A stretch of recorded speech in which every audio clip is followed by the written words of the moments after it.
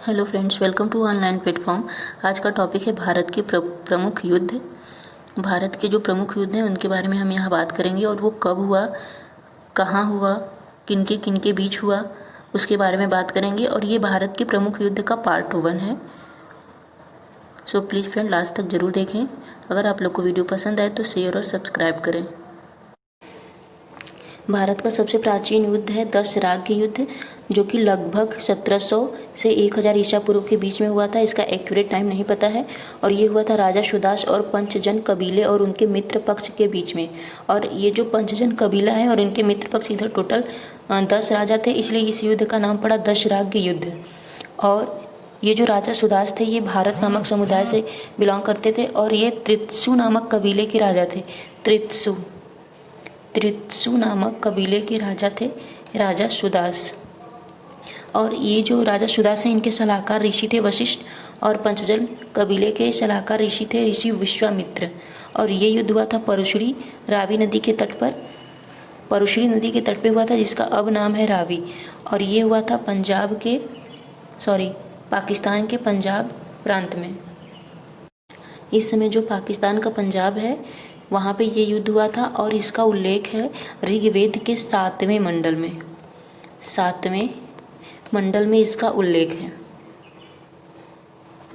अगला है हाइडे स्पीच या वितस्तता का युद्ध, जो कि हुआ था 326 ईसा पूर्व में और सिकंदर राजा पोरस के बीच में युद्ध हुआ था, जिसमें सिकंदर विजयी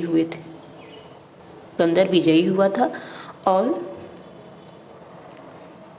यहाँ पे मिस्टेक है, ये जो सिकंदर था ये मकदूनिया का शासक था और ये जो राजा पोरस हैं ये उस समय पंजाब के शासक थे। और ये हाइडे स्पीच या फिर बीतस्ता का युद्ध जो है वो झेलम नदी के किनारे हुआ था, जिसे उस समय बीतस्तता कहा जाता था। इसीलिए इस युद्ध का नाम बीतस्तता का युद्ध भी है। अगला युद्ध है सेल्यूकस और चंद्रगुप्त मौर्य के मध्य युद्ध। सेल्यूकस और चंद्रगुप्त मौर्य के बीच युद्ध हुआ था 305 ईसा पूर्व हुआ था, जिसमें चंद्रगुप्त विजय हुए थे। अगला क्वेश्चन है, अगला युद्ध है कलिंग का युद्ध, जो कि हुआ था 261 ईसा पूर्व। ये हुआ था सम्राट अशोक और नंदराज के बीच में हुआ था, जिसमें सम्राट अशोक विजयी हुए थे। और उस समय नंदराज जो हैं, ऐसा बहुत जगह लिखा है कि नंदराज कलिंग के शासक थे। और ये कलिंग का जो युद्ध है ये अशोक के 13वें शिलालेख में इसका उल्लेख है। और इसी युद्ध के बाद सम्राट अशोक ने बौद्ध धर्म अपना लिया था और धम्म की नीति अपना लिए थे।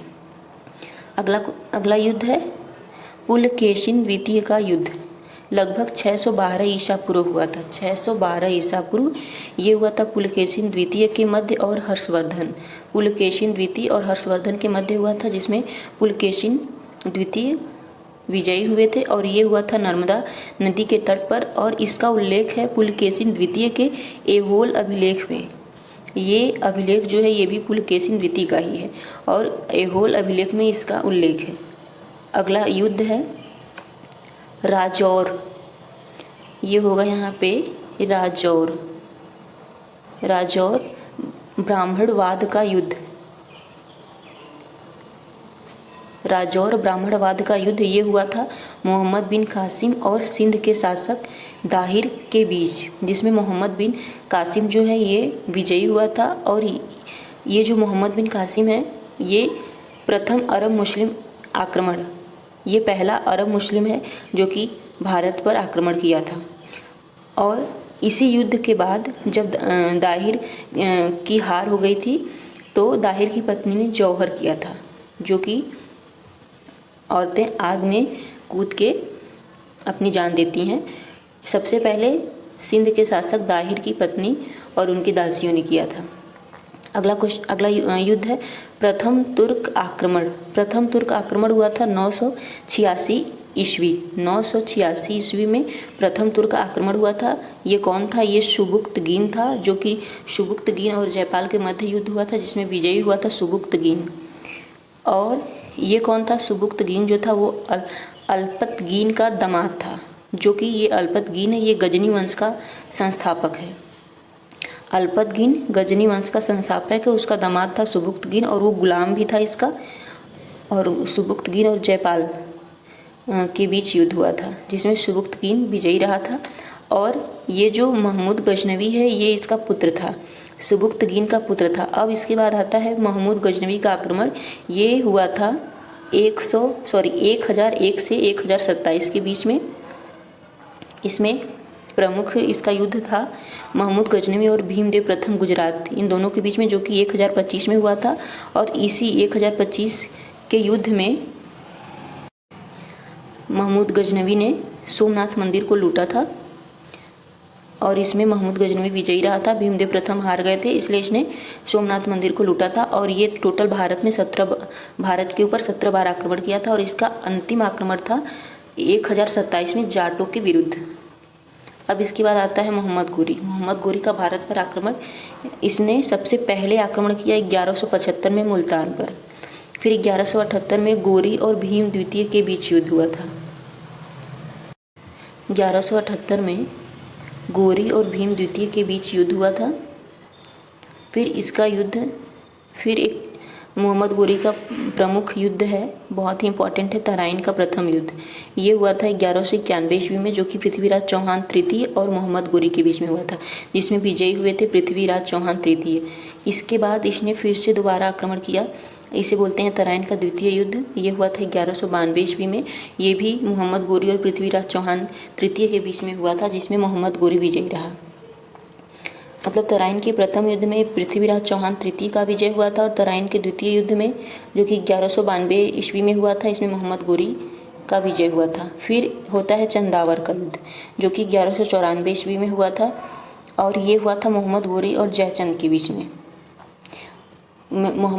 ये जो जयचंद है ये पृथ्वीराज चौहान तृतीय के ससुर थे, और इन्होंने ही सबसे पहले पृथ्वीराज चौहान के ऊपर आक्रमण करने के लिए मोहम्मद गोरी को आमंत्रण दिया था। जब इसने पृथ्वीराज चौहान तृतीय को हराया, उसके बाद इसने फिर से जयचंद के साथ युद्ध किया, जो कि 1194 ईस्वी में हुआ। इसे चंदावर के युद्ध के नाम से जाना जाता है। इसके बाद ये खोखर जनजाति द्वारा गोरी मारा गया। अगला है अलाउद्दीन खिलजी का युद्ध। अलाउद्दीन खिलजी का युद्ध 1303 में अलाउद्दीन खिलजी और राणा रतन सिंह के बीच में हुआ था, जिसमें अलाउद्दीन खिलजी विजयी हुआ था। और इसी युद्ध के बाद रानी पद्मावती ने जौहर व्रत किया था। और ये जो है मलिक मोहम्मद जैसी के द्वारा जो पद्मावत लिखा गया है, 1540 में लिखा गया है, उसमें इसकी पूरी स्टोरी मिलती है। और अगला है मलिक काफूर का दक्षिण भारत अभियान। मलिक काफूर का दक्षिण भारत अभियान 1307 ईस्वी में। 1307 ईस्वी में मलिक काफूर ने का दक्षिण भारत अभियान में मलिक काफूर और रामचंद्र के बीच युद्ध होता है। मलिक काफूर जिसमें विजयी होता है। फिर इसके बाद मलिक काफूर का तेलंगाना की राजधानी वारंगल पर आक्रमण। मलिक काफूर का तेलंगाना की राजधानी वारंगल पर आक्रमण होता है 1309 ईस्वी में, जिसमें मलिक काफूर विजयी होता है और प्रताप रुद्र देव दोनों के बीच में युद्ध होता है, और इसमें विजयी होता है मलिक काफूर।